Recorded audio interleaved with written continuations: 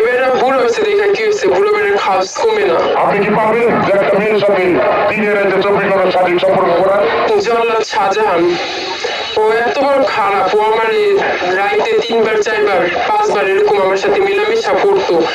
প্রথমেই ক্ষমা চেয়ে নিচ্ছি। আমার ভিডিওর প্রথমে একটা মেয়ের কিছু কথা শুনতে পেয়েছেন। কথাটা আপনারা কি বুঝতে পেরেছেন সেটা আপনারাই ভালো জানেন। জল্লাদ শাহজাহান জানেন যে বছর 2 আগে জেলখানা থেকে মুক্তি পেয়েছেন।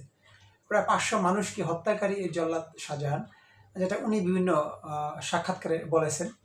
আর অসংখ্য মানুষকে ফাঁসি দিয়েছেন জেলখানায়, সেটাও আপনারা জানেন। সেই শাহজাহানের স্ত্রী সাথী আক্তার ফাতেমা, তাকে নিয়ে বাংলাদেশের গণমাধ্যমগুলো, বিশেষ করে টিকটকাররা, ফেসবুকাররা তার মেয়েটার সাক্ষাৎকার নিত। আর মেয়েটা অবিচলভাবে বলে যেত এক রাতে 6বার 5বার 3বার জল্লাদ শাহজাহান তার সাথে শারীরিক সম্পর্ক করতে চাইতো। একটু ভাবুন তো দর্শক, এই বিষয়টা কি আপনার কাছে সত্য মনে হয়? আপনারা হয়তো অনেকেই জানবেন না কিংবা জানেন না যে যারা জেলে থাকে তাতে জৈবন শক্তি লোপ পেয়ে যায়। তারা কিন্তু ওখানে খাবারের ভিতরে এমন একটা মেডিসিন ইউজ করা হয়, আমি যতটুকু জানি, যে তাদের জৈবনটাকে ওখানে একেবারে কমিয়ে রাখা হয়, যাতে জেলের ভিতরে একটা মানুষ দিনের পর দিন থাকা সম্ভব না। সেই শাহজাহান জেল থেকে বের হয়ে এসে 20 বছরে একটা ছুরি গিয়ে বিবাহ করলেন। আর সেই মেয়েটা কি বলে আরেকবার শুনে দেখুন আপনারা। শুনতে পেলেন হয়তো, আমি আর বেশি বলতে চাই না, বা এটা লজ্জা লাগে আমার কাছে। এই যে আমাদের মিডিয়াগুলো, টিকটকারগুলো কিংবা আমাদের এই যে ইউটিউবাররা যেভাবে মেয়েটাকে প্রশ্ন করতেছিল, আমার মনে হয় যে 500 থেকে 1000 সাক্ষাৎকার দিয়েছে মেয়েটা। একটু লজ্জাবোধ থাকা উচিত। শাহজাহানকে আমি দোষারোপ করবো না, তিনি বিবাহ করতেই পারেন, জেলে ছিলেন, তার একটা জীবনসঙ্গীর দরকার ছিল। একটা মেয়েকে বিয়ে করলেন, সেই মেয়েটা তাকে একদম পচিয়ে দিল। তাই আসুন আমরা যারা বুড়ো বয়সে এইসব জৈবন্য মেয়েদেরকে বিবাহ করি, তাদের একটু সাবধান থাকা উচিত। এই যে মেয়েটা যে অশ্লীল ভাষায় কথা বলতেছে, আবার যেভাবে ইউটিউবাররা তাদেরকে নিয়ে লেগে পড়ে ভিউজ পাওয়ার জন্য, এটা সমাজের কাছে আমি মনে করি এটা অশ্লীল বার্তা দেয়।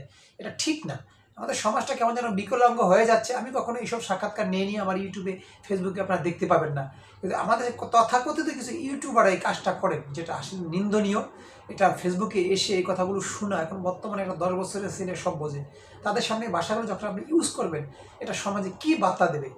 এটা খুব একটা বিধ্বংসী অবস্থা দর্শক বর্তমানে সমাজে, যেটা আমি আর বলে বোঝাতে পারবো না। এই জন্য আমি সর্বশেষে ভিডিওটা নিয়ে আসলাম, যে আমার কাছে লজ্জা লাগে, এই ভিডিওটা দেখাতে লজ্জাবোধ লাগলো, তাও আমি বাধ্য হলাম যে আসুন, যারা ইউটিউবিং করেন, যারা সাংবাদিকতা করেন, বিভিন্ন বড় বড় গণমাধ্যমের সাংবাদিকও আছে যারা বর্তমানে ইউটিউবিং করেন, তারাও দেখলাম যে মেয়েটা সাক্ষাৎকার নিচ্ছে সাথী, এবং সাথী বলতেছে এক রাতে 4বার 5বার তার স্বামী চায়।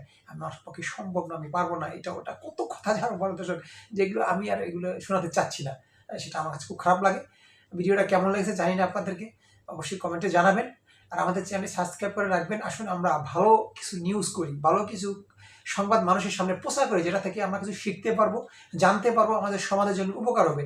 এমন কিছু নিউজ আমরা না করি যেটা আমাদের সমাজের জন্য ক্ষতিকর। সে ভালো থাকবেন। খোদা হাফেজ।